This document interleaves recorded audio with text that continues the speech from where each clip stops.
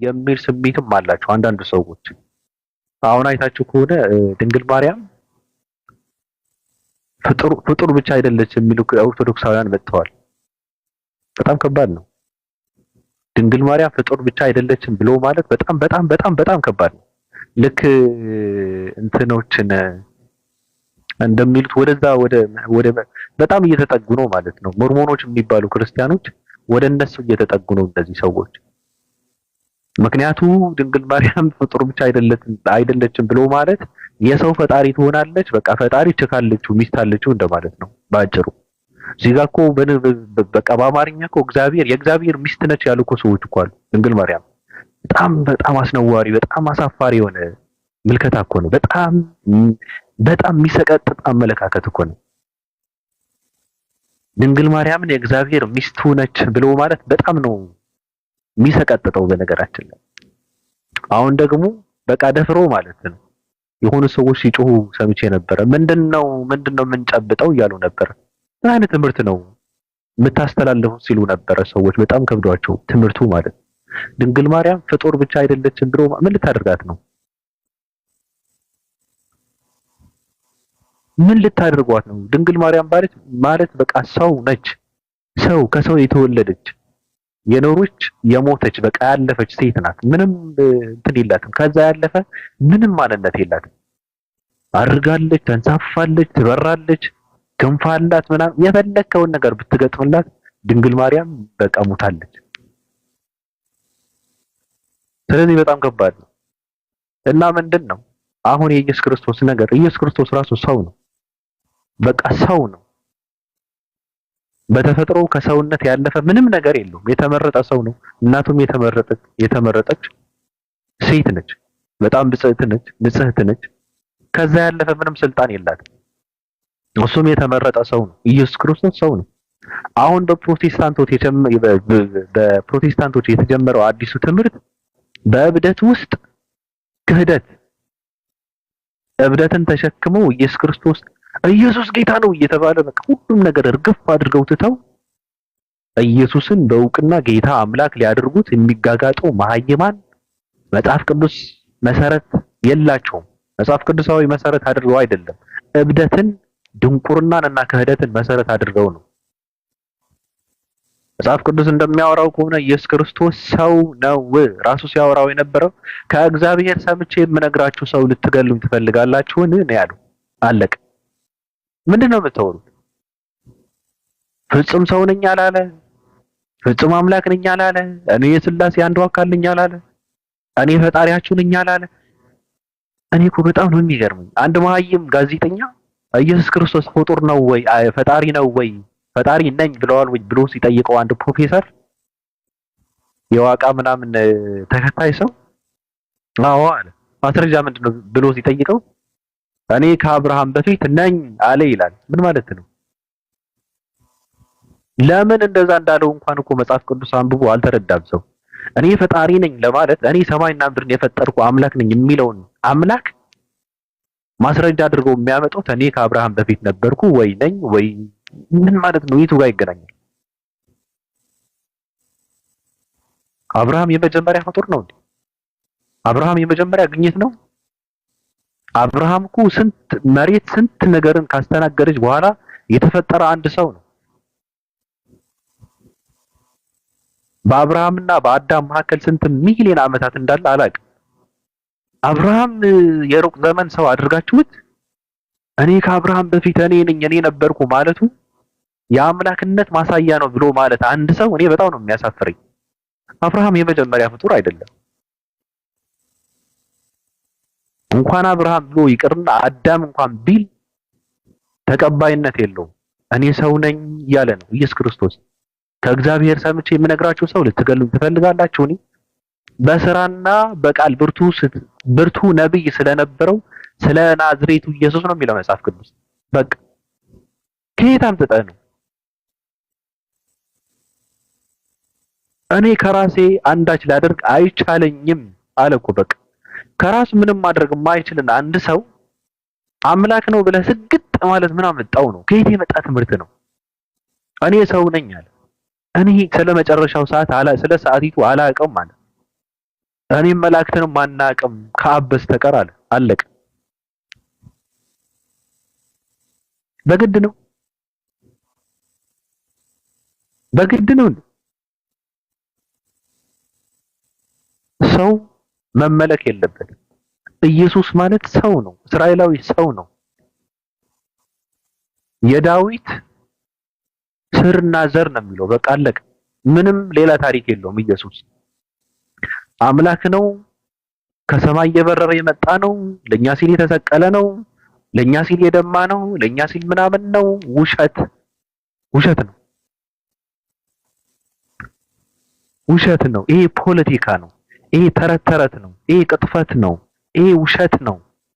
ይሄ የናንተ ፍልስፍና ነው የሰዎች። ይሄ ድዝብና፣ ድንቁርና፣ ድድብና ነው። አላለም መጽሐፍ ቅዱስ ኢየሱስ ክርስቶስ ፈጣሪ እንደሆነ ምንም አያሳይም። ለምንስ ነው ፈጣሪ ከሰማይ ለሰው ልጆች ሲል ወርዶ ፈጣሪነቱን አምላክነቱን ግልጽ ሳያደርግ ዝም ብሎ ይመለሳል እንዴ? አምላክነቱ ለምን አይናገርም? አምላክነቱ ለምን ግልጽ አያደርግም? ለምን እኔ አምላክ ነኝ አላለም ኢየሱስ ክርስቶስ? ለምን እኔ ፈጣሪ ነኝ አላለም? አላለም። ህይወት የተሰጠው አብ በራሱ ህይወት እንዳለው እንዲሁ ደግሞ ወልድ በራሱ ህይወት እንዲኖረው ህይወት ሰጥቶታል ተባለ። በቃ ህይወት ያልነበረው ሰው እኮ ነው ህይወት ሰጥቶታል ተባልኩ እኮ። የሰው ልጅም ስለሆነ ይፈርድ ዘንድ ስልጣን ሰጠው። ምን ማለት ነው? የእግዚአብሔር ልጅ የሚባለውን ውሸት ነው። የሰው ልጅም ስለሆነ ይፈርድ ዘንድ ስልጣን ሰጠው አለ። አለቀ በቃ። የሰው ልጅ ነው፣ የእግዚአብሔር ልጅም አይደለም። ወንድ ልጅ ትወልጃለሽ፣ ስሙንም አማኑኤል ትይዋለሽ። አለቀ። ትወልጃለሽ ተብላ የተባለችው ድንግል ማርያም ነው። የሚወለደው ወንድ ልጅ ነው። ስለዚህ ሰው እናንተ በማይገባችሁ፣ ባልገባችሁ፣ በማትረዱት፣ በማታውቁት በሰዎች ፍልስፍና በግሪኮችና በሮም ፖለቲካ ውስጥ መታሰር የለብንም። በእነሱ ፖለቲካ መታሰር የለብንም። በእነሱ አመለካከት፣ በእነሱ የድንቁርና እኛ እንድንታሰርበት የመጣ እኔ በጣም የሚገርመኝ ከዘመናት በፊት በቀመሩት የእነሱ ፍልስፍና አሁንም እኛ ታስረናል።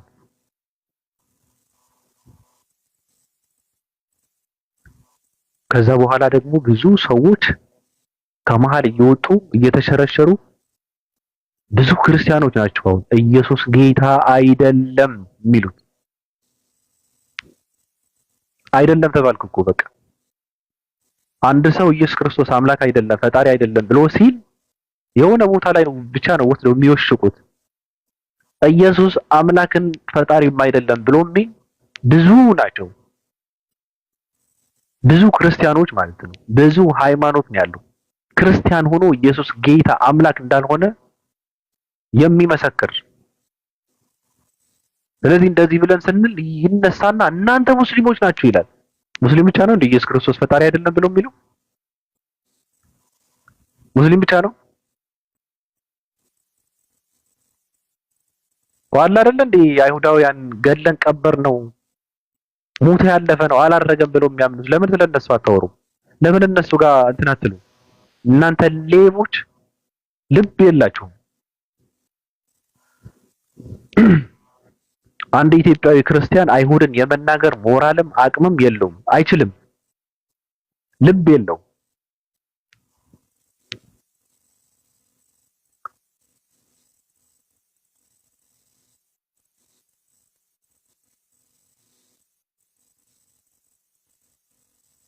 እስኪ ምንድነው የጻፈው ይሄ ሽንታ?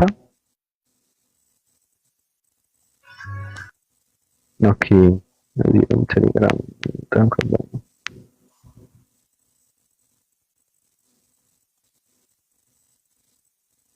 ኦኬ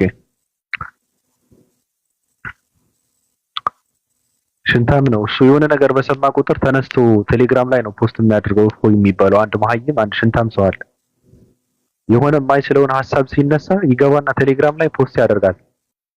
ከተሳዳቢ ሰዎች ምናምን ነገር እነዚህ ሙስሊም አስተማሪዎች ምናምን ይላል። የሚመጣ ሰው እኮ የለም እኮ። የሚገርም ነገር አስተማሪዎች አንዳንዴ ብቅ ይላሉ። ለመስበክ ነው ሃይማኖታቸውን ክብር ስላላቸው ለሃይማኖታቸው ብቅ ብለው ሃይማኖታቸውን ተናግረው መስክረው ሰብከው ይወጣሉ። በቃ አለቀ። ሌላ ምንም እንትን የለውም። ስለዚህ የኢየሱስ ክርስቶስ ማንነት በመጽሐፍ ቅዱስ ፈጣሪ አይደለም። የኢየሱስ ክርስቶስ ማንነት በመጽሐፍ ቅዱስ ሰው ነው። ኢየሱስ ክርስቶስ በመጽሐፍ ቅዱስ አምላክ አይደለም።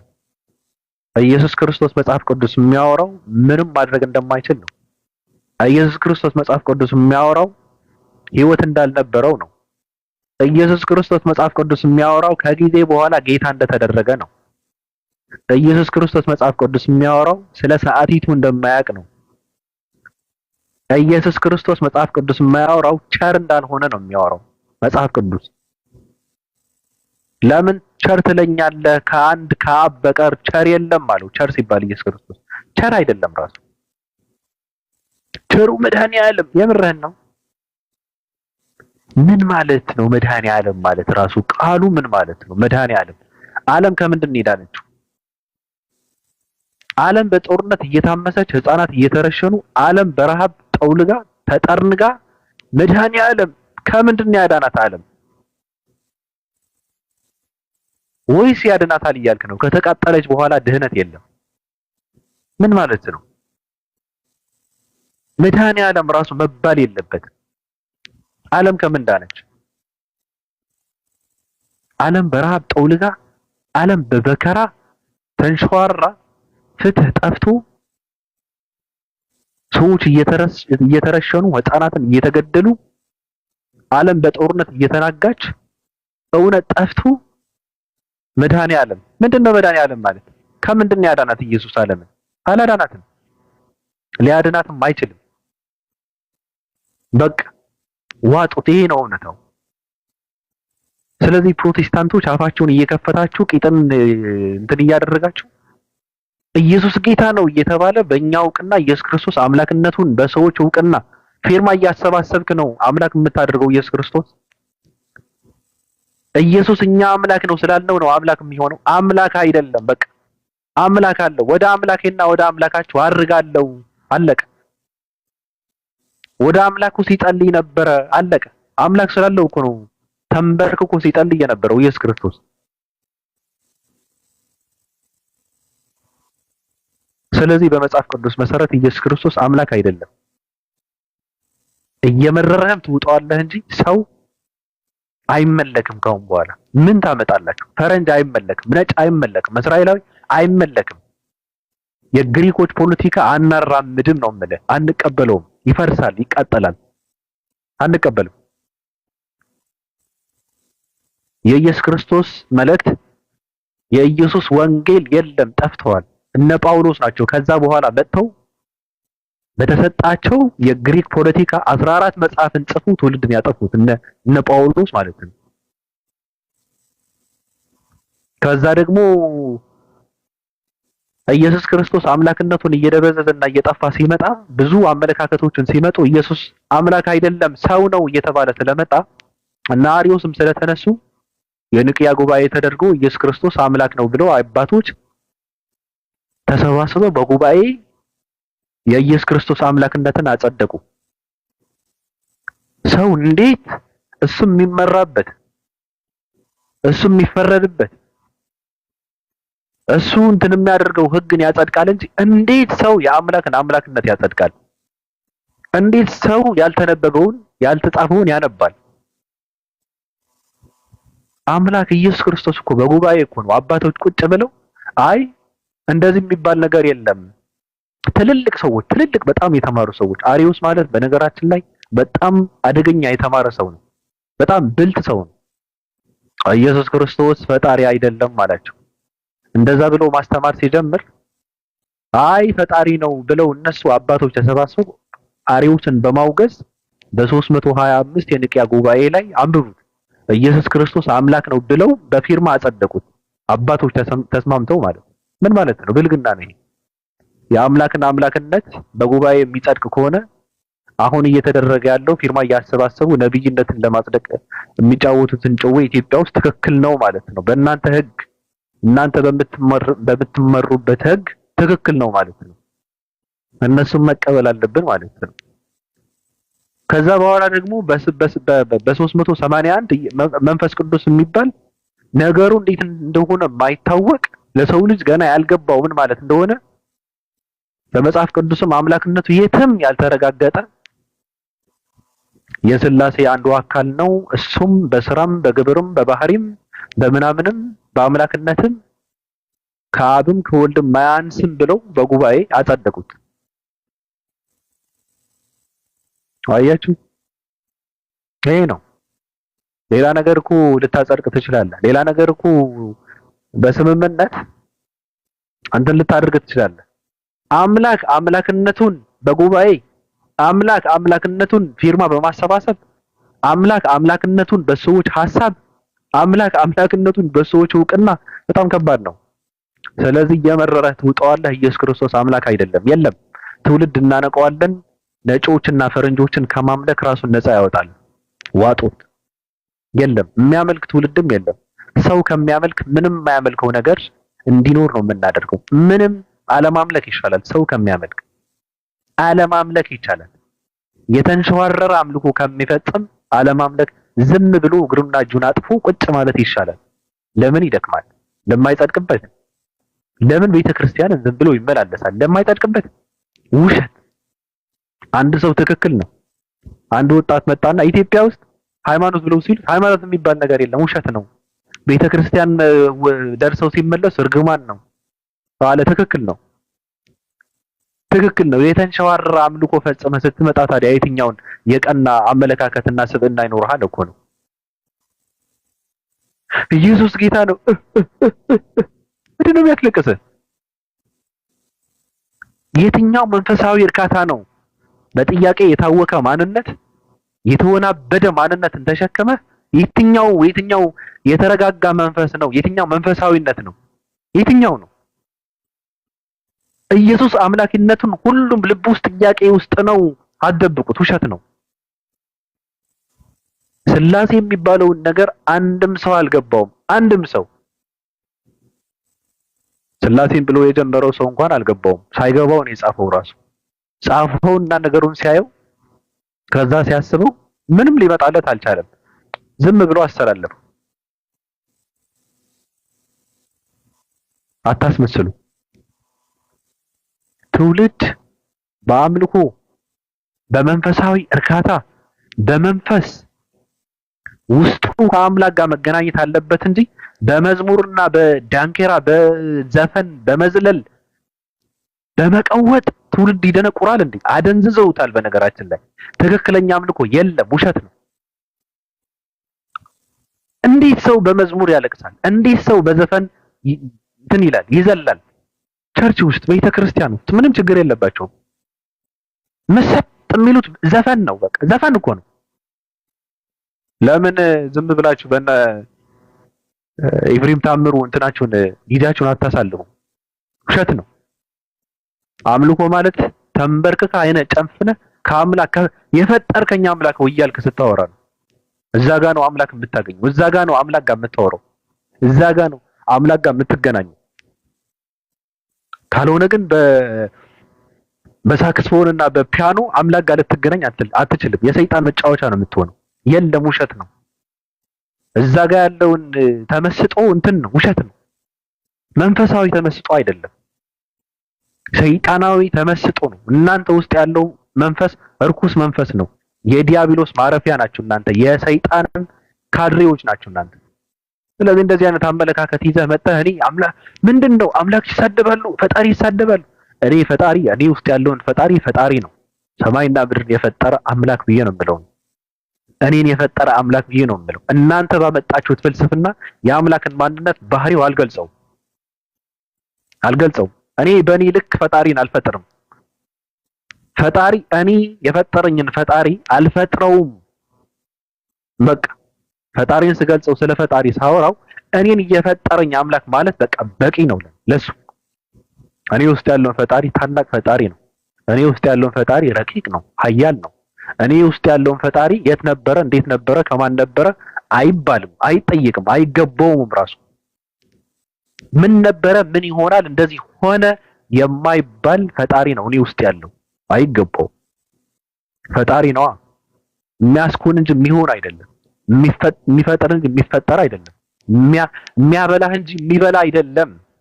የሚጠብቅህ እንጂ የሚተኛ አይደለም። እኔ ውስጥ ያለውን አምላክ የለም፣ አልተገናኘንም። ስለዚህ እኔም አምላኬን ሰብካለሁ። እኔ ውስጥ ያለውን አምላክ በድፍረት ሰብካለሁ። እኔ አልደነቆርም።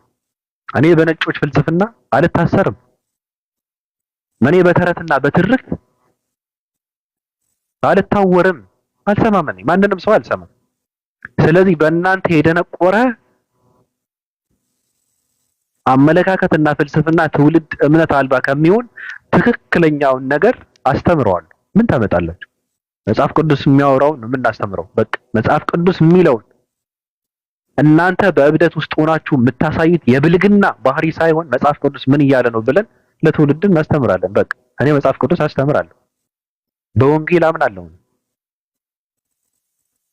ሰዎች በየክፍለ ዘመኑ ለራሳቸው ጥቅም ሲሉ እንደፈለጉ አድርገው ትምህርቱንና መልእክቱን ቢቀያይሩትም እኔ እንደሚገባኝ አድርጌ ከመጽሐፍ ቅዱስ የትም ፍቅ ሳልም አስተምራለሁ፣ መሰክራለሁ።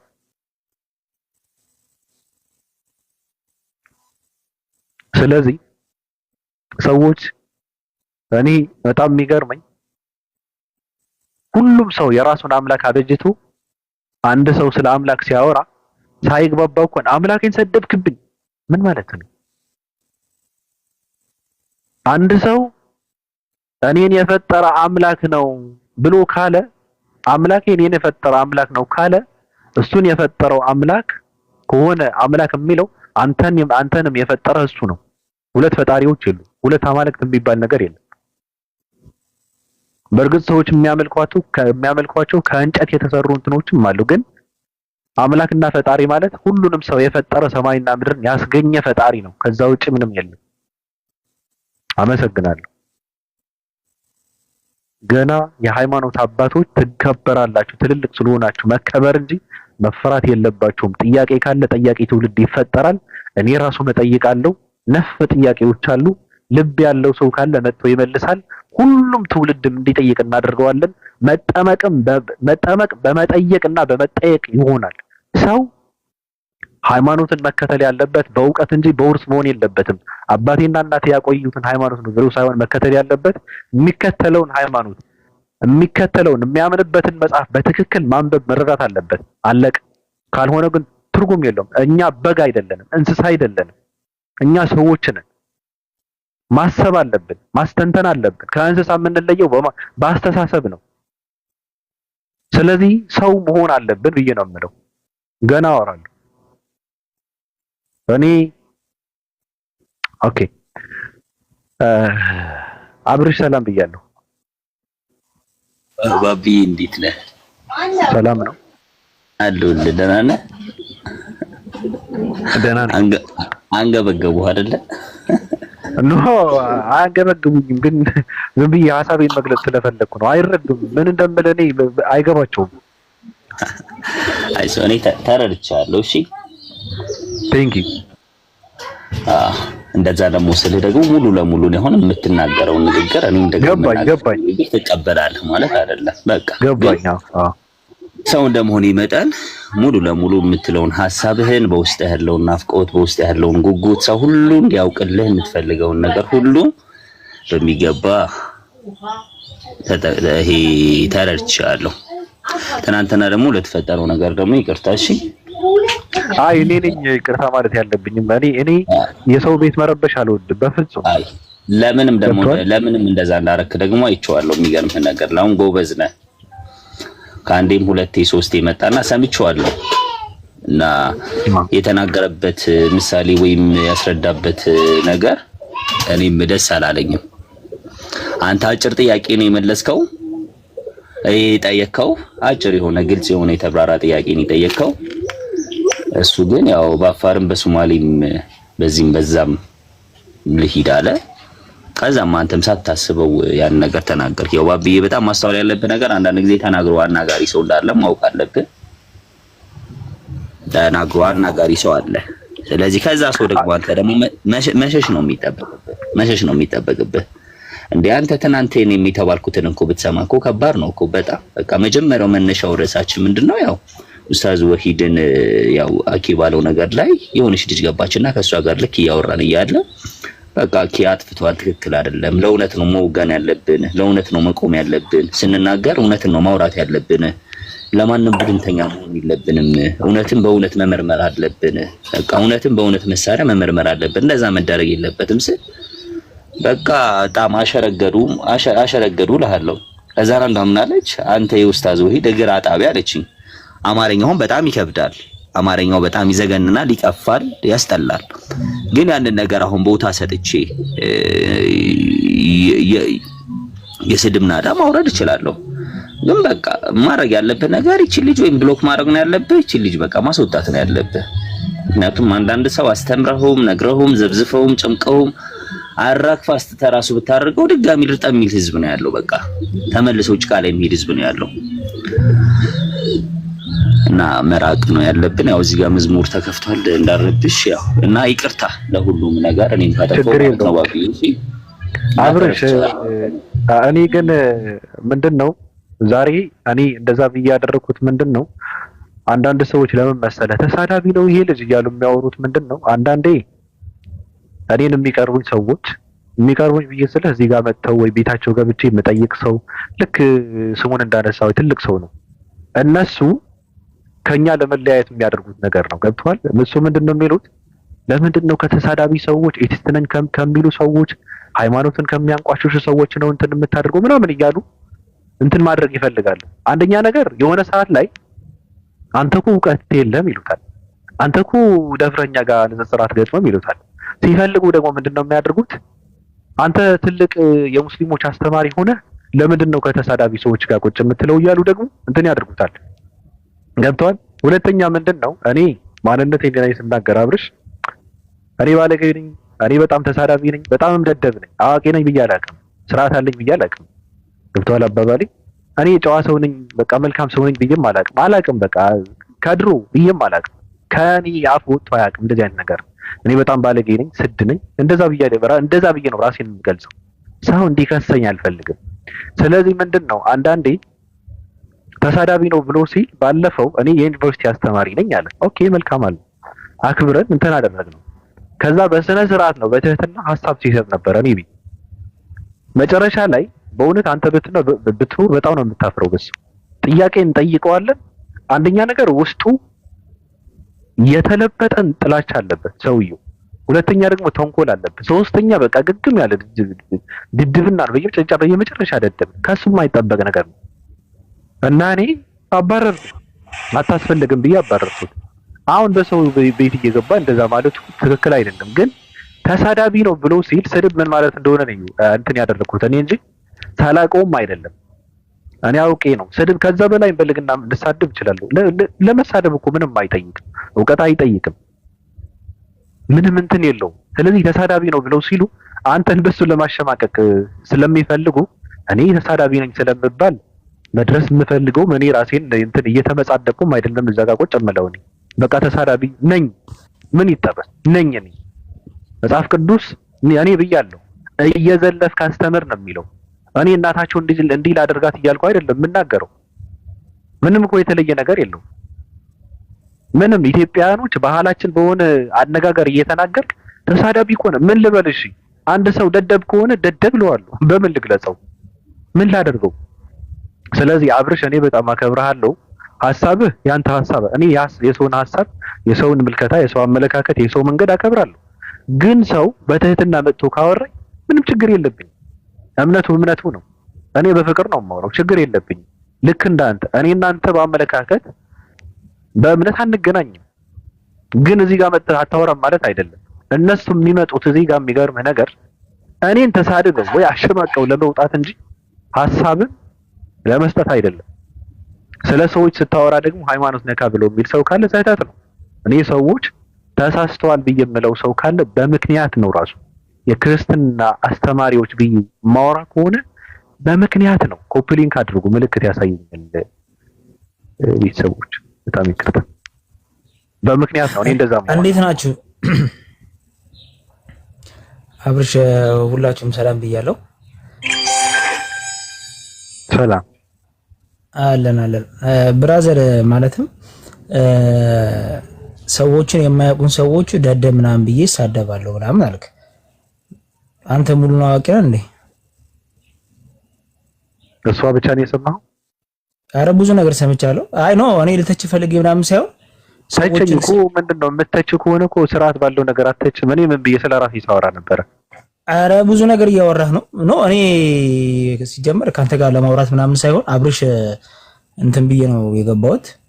ሲጀመር አንተ ክርስትና ላይ ዝም ብለህ ጀጅ የምታደርገው እውቀት ካለ እኮ ለምንድን ነው የገባው? እኔ ጋር ልታወራ ነው? እኔ ጋር ልታወራ ከሆነ እኔ ጋር አንተ ጋር ነው የማወራው። ቤትን ከፍተህ ብቻ አይደለም ሰው እውቀት ካለ አውራ። ምን አገባህ? የኔ ጀጅ ምናምን ክርስቲያኖችን ለማሸማቀቅ ምናምን በአንተ አይምሮ እውቀት ክርስቲያኖችን አይሸማቀቁም። እሺ አብርሽ ጋር ለማውራት ነው ያገባው። እሱ ጋር ታወራ አውራ። ወንድ ከሆንክ ማለት ነው። ወንድ ነህ አይደል? ወንድነት ሊዘባው ነው። አታስወሩ። የሰው ቤት እየገባህ አውራ። አታስወሩም። ቀዝናችሁ ነው የምትጠፉት። አላቃችሁ ከዚህ በፊት አላወራሁም።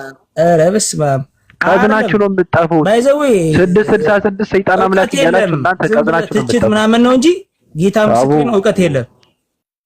አብርሽ ልታወራው ትፈልጋለህ? ታሚዬ አይ አብርሽ ራሱ አሁን እሱ ጋር የገባው ምን ልትጠቀም ነው? እስቲ ቁም ነገር እውቀት ነው ትችት ነው ምንድን ነው? እስቲ አንዳንዴ ልንገርህ፣ ቅድምም ብየዋለሁ። ፐርሰናል ጠይቅ ኖ አንተ እስቲ አንተ ምን ልትጠቀም ነው? ምንድን ነው አሁን? እስቲ ስማኛ፣ ምን ልትጠቀም ነው? አንደኛ ሰው ነው፣ ወንድሜ ነው። ከወንድሜ ጋር ማውራት መናገር ያለብኝ ነገር እናገራለሁ። በእነዛ መንገድ ታውቀኛለህ። እኔ ችግር የለውም። በእነዛ መንገድ ችግር የለውም። ሰዎችን ነው እኮ እየተናገረው እኮ ያለው። እኔም አልወድም አስመሳይ ሰው ሳሚ። ትክክል። እኔም አልወድም። አብርሽ እኔ እኮ እንደሚሰርቡኝ ታውቃለህ አይደለ? እኔ እንደሚሰርቡኝ ታውቃለህ። ችግር የለብኝም። ለዛ ብለህ መጠየቅ አለብህ። እኔ አንድ ነገር ልንገርህ፣ እውነት የምትባል ነገር እንድትነካ አልፈልግም። ጴንጤም በለው ሙስሊምም በለው ኦርቶዶክስም በለው ኤቲስትም በለው እውነትን ሲነካ መቋቋም አልችልም። ለእውነት ነው የምቆመው። ገብቶሃል አይደለ? ባቢ ደግሞ አስመሳይ ሰዎችን ግብዝ ሰዎችን ማለትም ኢየሱስ ክርስቶስ በነበረበት ጊዜ በጣም ሲጸየፋችሁ የነበረው እናንተ ደንቆሮች፣ በኖራ የተለሰናችሁ መቃብር ውስጣችሁ በጣም ምንድነው ላያችሁ በጣም የሚያምር ውስጣችሁ ግን በጣም ሚሸት እያለ የሚናገራቸውን ሰዎች አለ። እንደ ኢየሱስን በዚህ ምድር ላይ ቢመጣ አንተ ምን ልትለው ነው? እንደዛ ሲል ብታገኝ ሳሚ ኢየሱስን አዎ እናንተ በኖራ የተለሰናችሁ መቃብር እውሮች፣ ደንቆሮች እያለ እኮ ነበር። እንደዛ ደግሞ ብሎ የሚናገረው ደግሞ ኃጢአተኞችና ደካሞችን አይደለም። የሃይማኖት ካባ የለበሱትን ጭማቸውን ያስረዘሙትን ጥምጣም ያደረጉትን ቀሚስ ያደረጉትን ሌሎችን በጣም ይኮንኑትን የሚወቅሱትን ሰዎች ሃይማኖተኛ የሆኑ ሰዎችን በድፍረት ቃል ይናገራቸዋል። ልታርመው ነው ኢየሱስን? አይ ሲጀመር ኢየሱስ ዝም ብሎ አይደለም እንትን የሚናገረው በምሳሌያዊ አነጋገር ነው። ታውቃለህ አይደል? መጽሐፍ ምሳሌ አይደለም ማስመሳይ ሳሚ በደንብ ተረጋግተህ ስማ። አብርሽ ልክ ነህ እኮ አንተ። ይኸውልህ አንተ ገለንገር ይኸው በምሳሌ የሚናገሩትም አለ። ገብቶሃል? ኢየሱስ ዝም ብሎ እንትን አይልም። ምንም ምሳሌ እኮ አይደለም፣ ግልጽ አድርጎ ነው እኮ የነገራቸው። ከነቀሚሳቸው መጥቶ ከነቀሚሳቸው ይነግራቸዋል። ግብዞች ትችትና አንተን እኮ ምንም ለኛ አይጠቅምንም። አሁን አንተ ትችትና እየተቻ አይደለም። እኔም አሁንም ስነግርህ ማለት ነው ይኸው በኃጢአት የደከመ ሰው በተለያየ ድካም ውስጥ ያለ ሰው ለሱ ላዝንለት፣ ልራራለት፣ ልትሸከመው፣ ላቅፈው ረጅም ጉዞ ከሱ ጋር ልሄድ ፈቃደኛ ነኝ። ግን አስመሳይ የሆነ ሰው አየህ፣ አስመሳይ የሆነ ሰው ከባድ ነው። እንዴት የቱ ጋር እንደሚወጋህና እንዴት የቱ ጋር እንደሚጥልህ አታውቅም። ስለዚህ ያንን ሰው ከወዲሁ ሳይቀርብ መግደም ነው ያለብህ፣ መናገር ያለብህ። አብርሽ አንድ ነገር ልንገርህ። አብርሽ ቆይ ስማኝ፣ አንድ ነገር አንድ ሰው እኔ አሁን ያንተ እውቀት ደረጃ ስላልደረስኩኝ አብርሽ ልክ አይደለም ማለት አልችልም፣ ወይም የእሱን እውቀት ስላልደረስኩኝ እሱ ልክ አይደለም ማለት አልችልም። ምክንያቱም ያን እውቀት ላይ ስደርስ ኦኬ ይሄ ልጅ ልክ ነው ምናምን እላለሁ። ግን አንድ ሰው አንድ ነገር ካልገባው እስከሚገባው ድረስ በቃ ዝም ማለት ነው። ገብቷል? መተቸት፣ እንደዚህ መሳደብ፣ ይሄ ምናምን አግባብ አይደለም። ተረዳኛ አባባሌ? አሳሚ ያስመሳይን ሰው ምን ታደርገዋለህ? ነገር ከመተው ነው። ምን ታደርገዋለህ? ነገር መለየት አለብህ ወይ አንተ ስለምትፈርደው ምንም እኮ አይደለም። አንተም እኮ ገና አላወቅም እኮ አብርሽ። መለየት አለብህ። ሁለት ነገር መለየት አለብህ። አንደኛ በኃጢአት የደከመ ሰው አለ፣ በተለያየ ችግር ውስጥ ያለ ሰው አለ፣ ሳይፈልገው የገባ ሳይመርጠው የገባ ሳይወደው የገባበት ሰው አለ። ያንን ሰው እኔም እንድትናገሩ አልፈልግም፣ ፍቃደኛ አይደለሁም። ለዛ ሰው ማገዝ፣ መርዳት፣ ከዛ የሚወጣበትን አቅጣጫ መንገድ ማሳየት። ይሄ እኮ ሃይማኖተኛ ሰው እኮ ሲመጣ እኮ አውቃለሁ ብሎ ነው እኮ የሚመጣልህ እኮ፣ በጥቅስ ነው እኮ የሚመጣልህ እንዴ። ሲወጋህ ራሱ እኮ በጥቅስ ነው እኮ የሚወጋህ እኮ። ትናንት እኮ እየሰማው ነበረ እኮ ምንድነው የምን ነገር ለሪያ አትስጥ፣ ምንድነው እንቆቻችንን በሪያዎች ላይ አንጥልም። ይሄ አማርኛው ምንድነው ብለህ ስታስብ በቃ ይሄ ሌላ ሰው ለመንካትና ለመውጋት ነው። አየህ አንዳንድ ጊዜ የተገኘው ሁሉ ጥቅስ አይጠቀስም፣ የተገኘው ቃል ሁሉ አይነገርም። አሁን ይሄን ነገር የምልህ የኔን ሐሳብ ልጭንብህ የሆነ የኔን አመለካከት ላስቀምጥብህ ብዬ አይደለም ሳሚዬ። በጣም እንድትረዳልኝ የምፈልገው ሃይማኖተኛ ሰው ውስጡ ክፋትና ቂም የሞላበት ሰው፣ ውስጡ ግድያ የሞላበት ሰው፣ ውስጡ ተንኮል የሞላበት ሰው እኔ እንደዚህ አይነት ሰው መታገስን አልፈልግም፣ እንደግሌ ማለት ነው። ምክንያቱም ያ ሰው ሲመጣ ካንተ እንደሚበልጥ አድርጎ ነው የሚመጣው፣ ካንተ እንደሚሻል አድርጎ ነው የሚመጣው። ምን አድርገህ ታየዋለህ? ሲመጣ ሊያሳልምህ ነው የሚፈልገው። ምንም ብትነግረው አይሰማህም፣ ምንም ብታወራው አይሰማህም። ከዛ እንግል ይመስለኛል ባቢ እየተናገረ ያለው ገብቶሃል አይደለ? በዛ መስመር ነው እያወራም ያለው። በመጀመሪያ ደረጃ ሰውየው ምን ሊናገር ፈልጎ ነው? እኛ ችግሩ ምን መሰለ ሳሚ፣ ቁጭ አብርሽ ይችላልና ሰጣለሁ። ችግር የለም። አስመሳዮችና እንትኖች ያሉት ክርስቲያኖች ላይ ብቻ ነው በጣም ማለት አይደለም። ይሄን ብቻ አውራኝ አንተ አይደለም። ኦርቶዶክሱ ጋርም አለ፣ ሙስሊሙ ጋርም አለ፣ ፕሮቴስታንቱ ጋርም አለ። አስመሳይ ሰው መወገዝ መነቀፍ አለበት። አስመሳይ ሰው ልኩ መነገር አለበት። ቀድም ግን ያልኩ ነገር አለ። ሰው ልጅ ሲሰማ ሲያዳምጥ ተናጋሪው ለማለት የፈለገውን እንጂ ተናጋሪው ላለማለት የፈለገውን ነገር መስማት የለብህም። አሁን አብዛኞቻችን እዚህ ቁጭ ብለን ባቢ ሊናገር ያልፈለገውን ነገር ነው ጆሮአችን የሚሰማው። ባቢ ሊያስተላልፍ ያልፈለገውን ነገር ነው ሊሰማ የሚፈልገው። የሚገርም ነገር ባቢ የሆነ ሊያንሸራሽር እኮ የሚፈልገው ሊያፈስ የሚፈልገው ነገር እኮ አለ ቱቦ ውስጥ። እኛ ራሳችን የሆነ አሸዋም ጠጠርም አድርገን የሚወርደው ነገር ባቢ የሚወርደው ነገር እኮ የተበላሸ ነገር ነው እንላለን። ግን ችግሩ ያለው ማን ጋር ነው? እኛ ጋር ነው። ደፍነነዋል እኛ። ስለዚህ ጥርት አድርገን መስማት አለብን። በቃ ሰውየው ምን ለማለት ፈልገው ነው? ምን ለማውራት ፈልገው? ምን ለማስተላለፍ ፈልገው ነው? ምንድነው ሐሳቡ? ገብቷል አይደለ? ሊናገርበት የፈለገበትን ሞቲቭ እንደ ትልቅ ሰው፣ እንደ ጥበበኛ ሰው፣ እንደ አስተዋይ ሰው ደግሞ መረዳትና ማገናዘብ በጣም ጥሩ ነው ብዬ አስባለሁ። ሳሚ ይቀጥል። እኔ ማለትም ምንም ሐሳብ የለኝም። ለማንኛውም አስመሳይና ሁሉም ጋር ነው ያለው።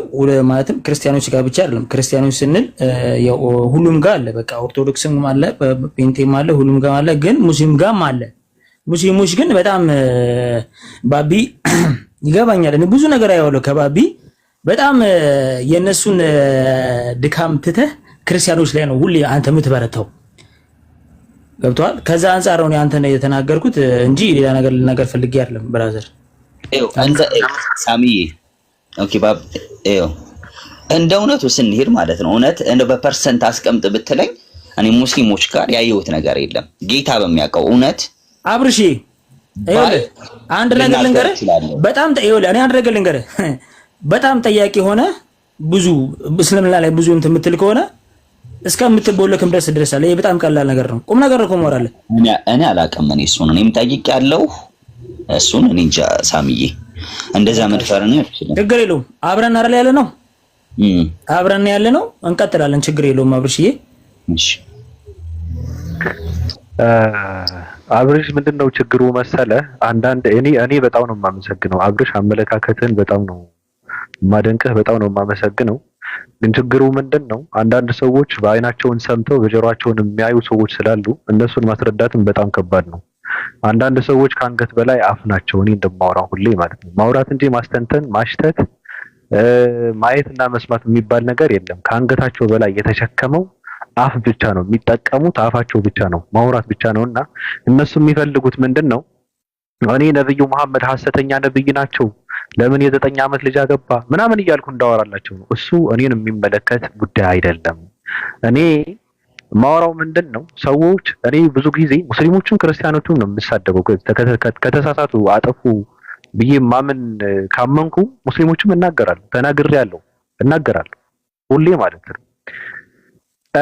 በሃይማኖት ዙሪያ ግን ሰው የተረዳ አንድም ሰው የለም። የሚገርመኝ ነገር እነሱ እየሰበክን ነው ለክርስትና ጠበቃ ቆመናል ብለው ከሚሉ ሰዎች እኔ ነኝ የምጠቅመው እንደው በሚገርመኝ ነገር። ምክንያቱ ምንድነው? ክርስትና የሚስፋፋው ወንጌልን በመስበክ እንጂ ጥላቻን በማስተማር አይደለም ብዬ ነው የማምነው። ክርስትና የሚያውቅ ትውልድ መፍጠር ትተህ ሙስሊምን ወይም ሌላ አማኝን የሚጠላ ትውልድ የምትፈጥር ከሆነ ውስጡ መግባት ያለበት ምንድነው? ወንጌልና መጽሐፍ ቅዱስን እውቀትን እንጂ ጥላቻ ከሆነ ትውልድን በጥላቻ እየመረዝክ በጥላቻ አይምሮን እየደፈንክ ከሆነ እንትን የምታደርገው የምበክለው ትውልዱ እውቀት የሌለው ፎንጋ ትውልድ ነው እየፈጠርክ ያለው። ነገ ምንድነህ ማንነት ብትለው እኔ ክርስቲያን ነኝ ሊልህ አይችልም። ማንነህ ብትለው ነብዩ መሐመድ እኮ የ9 ዓመት ሚስትን ያገባው ይላል። አሁንም እንደዛ ነው ያለው። ከእንደዚህ አይነት ነገር ወጣችሁ ትውልድን መጽሐፍ ቅዱስን እንዲያውቅ አስተምሩት ብሎ ማለት የክርስቲያን ጠላት ነው የክርስትና ጠላት ነው ይላል። ሰው የምትከተለውን መጽሐፍ አንብብ፣ ተመልሰህ እውቀት ይኑርህ፣ በቃ ፈትሸው፣ ገምግመው፣ አገናዝብ ብሎ ማለት ስድብ ነው ለነሱ። እነሱ ግን ክርስትና መጥቀም ማለት እነሱ የሚረዱት ነብዩ መሐመድ እያነሳክ መሳደብ፣ ሙስሊሞችን እያዋረድክ እያንቋሸሽክ መዋል ምናምን ነው። ይሄ ነው የነሱ ለክርስትና ፍቅር መስጠት ማለት። ትክክለኛ ክርስቲያን የሚባለው ሰው ደግሞ እንደዚህ አይነት ሰው ነው። እኔ ደግሞ አይደለሁም። የራሴ የሆነ አመለካከትም አለ። በአምላክነት ዙሪያ፣ በአምላክ ባህሪ ዙሪያ፣ በአምላክ ስም ዙሪያ በኢየሱስ ክርስቶስ አምላክነት ዙሪያ እኔ የራሴ የሆነ አመለካከት አለኝ። እሱ እኔን ነው የሚመለከተው። የተለያዩ ነገራቶች ናቸው። ስለ ሰዎች ሳወራና እኔ ሐሳቤን ስገልጽ አምላክነት በኢየሱስ ክርስቶስ አምላክነት ዙሪያ በጣም የተለያዩ ነገራቶች ናቸው። እሱን አያይዘው መጥተው አምላክ ይሳደባል፣ ክርስትና ይሳደባል፣ ክርስትና ይጠላል ይላል። ስለምጠላ አይደለም። እሱማ ልጠቅማችሁ ብዬ ነው እንደዛ ብዬ የማወራው ነው። ከእንደዚህ አይነት ጥላቻና ድንቁርና ወጣችሁ ትውልድን መጽሐፍ ቅዱስን አስተምሩ ማለት እናንተን መጥቀም እንጂ መጉዳት አልነበረም።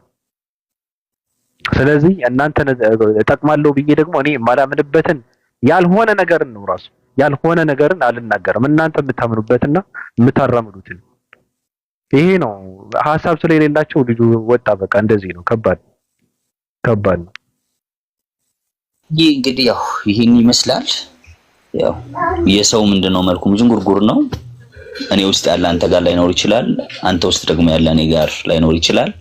ሳጠፋ በፍቅር ልታቀናኝ፣ ስታጠፋ በፍቅር ላቀና፣ ዋናው ፍቅር ይበልጣል። በዚህ መንገድ ነው መሄድ ያለብን። መበሻሸቅ፣ መነቋቆርና መጠላላት ምንም አይጠቅመንም። እንዳልከው ትክክል ነው። አንብብ፣ በቃ ክርስቲያኑም መጽሐፍ ቅዱስን ያንብብ፣ ሙስሊሙም ቁርአኑን ያንብብ። ከዛ ነው እንሂድ። እጅግ በጣም ጥሩ ነው ብዬ አስባለሁ። እንግዲህ አመሰግናለሁ ባብዬ። ከላይም ያላችሁም ውስጥም ያላችሁም ሁላችሁም ሙስሊም ወንድሞቼ እንዲሁም ክርስቲያን ወንድሞቼ ወዳችኋለሁ። መልካም ቀን፣ መልካም ጊዜ፣ መልካም ውሎ ይሁንላችሁ። እሺ ባብዬ በጣም አመሰግናለሁ። እሺ አባቴ በጣም አመሰግናለሁ። በጣም ነው የማመሰግነው። መስበክ ከፈለክም በፈለከው ሰዓት መጥተህ አምላክህን እምነትህን መስበክ ትችላለህ። በእኔ ችግር የለብኝም። በጣም ነው የማመሰግነው። እኔም በጣም ነው የማመሰግነው። እሺ ደህና ዋሉልኝ። እሺ ሁላችሁ እሺ በርታ፣ ተባረክ። እሺ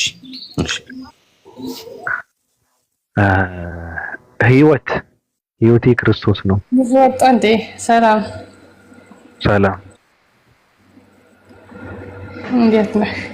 ደህና ነኝ። አሜን። ቀጥይ። ልቀጥል ማለት ያው ለእነው አስመሳዩ ክርስቲያኖች ናቸው፣ አስመሳያቸው ክርስቲያኖች ናቸው ጥላቻ የሚያስተምሩት ትላላችሁ።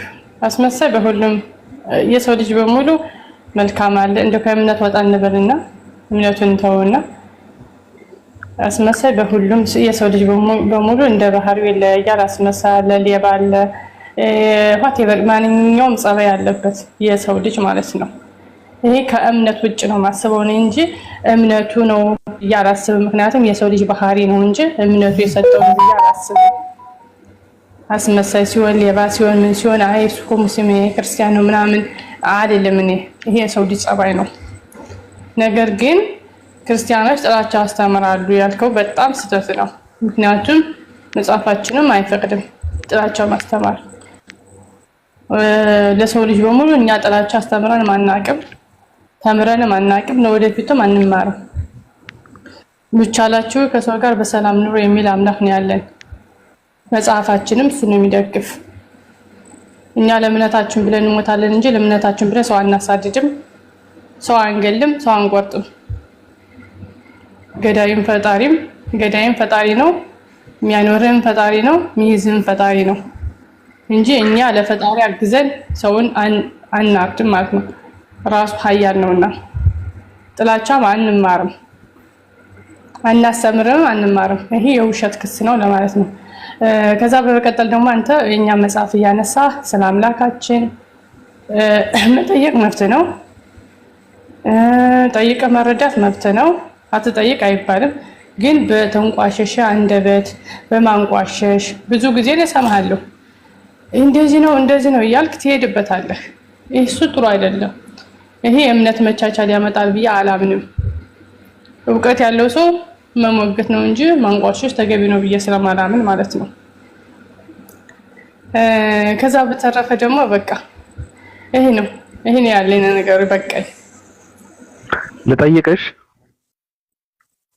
ለምጠይቀኝ ዘሌዋውያን 24:16 ላይ ያለው ምንድን ነው የሚለው?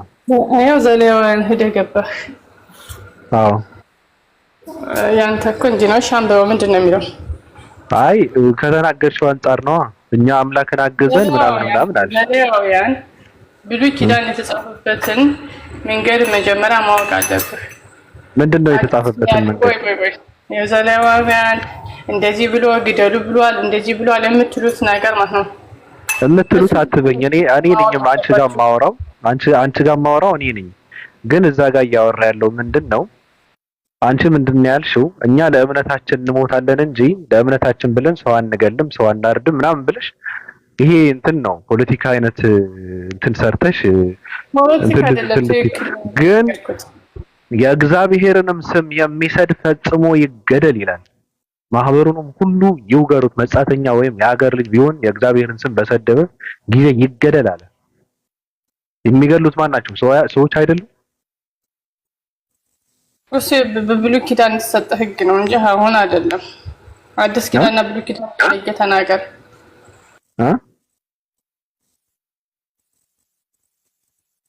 ምናልሽኝ?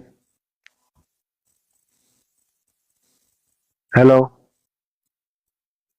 በብሉይ ኪዳን የተነገረ ህግ ነው አልኩ። አታምኝበትም? ብሉይ ኪዳን አምንበታለሁ። ለምን አላምንበትም? ለምንድን ነው የምታምኝበት? አምንበታለሁ። የእግዚአብሔር ቃል ስለሆነ የእግዚአብሔር ቃል ስለሆነ የምታምኚው ከሆነ ታዲያ ለማን ነው የተሰጠው ብሉይ ኪዳን? ብሉይ ኪዳን እንዲማሩበት የተሰጠው ለእስራኤል ልጆች ነበረ። ስለዚህ የእስራኤል ልጆች ነው። የእስራኤል ልጆች ነው። አዎ ለእስራኤል ልጆች ነበረ ያኔ ህግ የተሰጣቸው ለእነሱ ነበረ። ስለዚህ እኛ አይመለከተንም ማለት ነው። አይ በአሁኑ ያለንበት አዲስ ኪዳን ነው። በአዲስ ኪዳን ጠይቀኝ እንጂ ሄደህ እንደዚህ ያለ ጦርነት የሚመለከትሽ ከሆነ ለምን ትሸከሚዋለሽ ነው። ኢየሱስ ምንድነው ያለው? እኔ ህግና ነቢያትን ለመሻር የመጣው አይምሰላችሁ። ምን ልታደርግ ነው ሲሉት ልፈጽም እንጂ ለመሻር አልመጣሁም አለ። ልፈጽም ማለት ላድርገው ማለት ነው። ልፈጽም ልተገብረው ማለት ነው። ስለዚህ የእግዚአብሔርን ስም የሚሰድብ ይገደል የሚል ካለ በብሉይ ኪዳን ኢየሱስ እዚህ ጋር ምንድነው የሚለው? እኔ ህግና ነቢያትን ለመሻር የመጣው አይምሰላችሁ። ልፈጽም ካለ ልተገብረው ላደርገው ነው። እግዚአብሔርን የተሳደበ ካለ ኢየሱስም ራሱ ይገለዋል ማለት ነው። አዲስ ኪዳን መልእክቷ ከዚህ ነው የሚጀምረው። አዲስ ኪዳን የምትቀናው አዲስ ኪዳን ያለ ብሉይ ኪዳን ምንም ቀንታ እንደማትሄድ የሚያሳየው ቆይ ህግ ትእዛዝን የወቅት ትእዛዝ ምንድነው? ህግ ምንድነው የሚለውን መጀመሪያ ህግ የሚባሉት ወይ ነገር ነው። ህግ የሚባሉት ህግጋት የሚባሉ 10ቱ ህግጋቶች ናቸው። የእግዚአብሔር ህግጋት ናቸው። አዎ ከዛ በኋላ ደግሞ ትእዛዝ አለ። ኢየሱስ ምን ብሎ ነው? እሺ ምን ብሎ ነው? ትእዛዝ አለ። ትእዛዝ አሁን የእግዚአብሔርን ቃል እግዚአብሔር የሚሳደብ ፈጽሞ ይገደል ትእዛዝ ነው የተሰጣቸው እኮ። ምን ብሎ ነው ያለው? እናንብበው። በቃ እናንብበው እኮ እናንብበው። ኢየሱስ ምን አለ? እኔ ሕግና ነቢያትን ለመሻር የመጣው አይምሰላችሁ ልፈጽም እንጂ ለመሻር አልመጣሁም አለ። ያብራራዋል። ልብ ብላችሁ አዳምጡ። እውነት እውነት እላችኋለሁ ሰማይና ምድር እስኪያልፍ ድረስ ከሕግ አንዲት የውጣ ወይም አንዲት ነጥብ ከቶ አታልፍም አለ፣ ሁሉ እስኪፈጸም ድረስ አለ። እንግዲህ ከነዚህ ከሁሉ ካነሱት ትእዛዛት አንዲቱን የሚሽር ለሰውም እንዲሁ የሚያስተምር ማንም ሰው ከመንግስተ ሰማያት ከሁሉ ታናሽ ይባላል። የሚያደርግ ግን የሚያስተምርም ማንም ቢሆን እርሱ በመንግስተ ሰማያት ታላቅ ይባላል አለ። እላችኋለሁና ጽድቃችሁ ከጻፎችና ከፈሪሳውያን ጽድቅ ካልበለጠ ወደ መንግስተ ሰማያት ከቶ አትገቡም አለ። ለቀደሙት አትግደል እንደተባለ ሰምታችኋል፣ የገደለም ሁሉ ፍርድ ይገባዋል አለ ኢየሱስ። ስለምንድን ነው የሚያወራው? አትግደል። እኔ ግን ታመጪዋለሽ። እኔ ግን እላቸዋለሁ በወንድሙ ላይ የሚቆጣ ሁሉ ፍርድ ይገባዋል፣ ወንድሙንም ጨርቃም የሚለው ሁሉ የሸንጎ ፍርድ ይገባዋል፣ ደንቆሮ የሚለውም ሁሉ የገሃነም እሳት ፍርድ ይገባዋል አለ።